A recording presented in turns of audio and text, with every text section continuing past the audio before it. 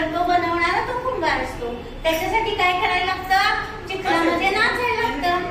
तर चिखलामध्ये असा तो नाचत असतो, चिखल तुडवत असतो. तुडवत असताना काय होतं, ते बाळ असते ना, ते रंगत रंगत रडत रडत येतं, बाबा बाबा बाबा करतं आणि धरायला जातं. तर त्याचं काही लक्ष नसतं, तो फक्त काय म्हणत असतो डोळे मिटून, विठ्ठल विठ्ठल विठ्ठल विठ्ठल. काही त्याला कळत नसतं. ते बाळ त्याच्या पायामध्ये येतं चिखलात, तरी त्याचं लक्ष नसतं आणि त्या बाळाला सुद्धा तो विठ्ठलाच्या नादात तुडवतो. पूर्ण बाळाला सगळ्या चिखलात तुडवून टाकतो. सगळं रक्त त्या चिखलामध्ये बाळाचं जातं.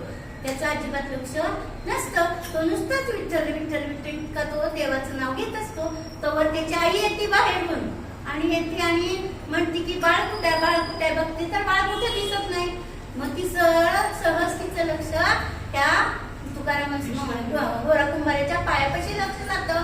पायात लक्ष गेलं तर सगळं रक्त चिखलं, बाळाचं एवढंसं डोकं सुद्धा तुडवलेलं असतं, त्यानं सगळं रक्त झालेलं असतं. आणि मग ती खूप रडती ओरडती. मग तो शुद्धी देतो. अरे काय झालं? तर म्हणते तुम्ही काय केलं म्हणे ह्या काळ्याचं, याला काय म्हणते ती माहितीये का? राग आलेला असतो. तिचं बाळ तुटवलं म्हणल्यावर तुम्हाला जर मारलं कोणी, तुमच्या आईला राग येतो की नाही, तसा तिला राग येतो. म्हणजे काय या काळ्याच्या नादाला लागलाय तुम्ही?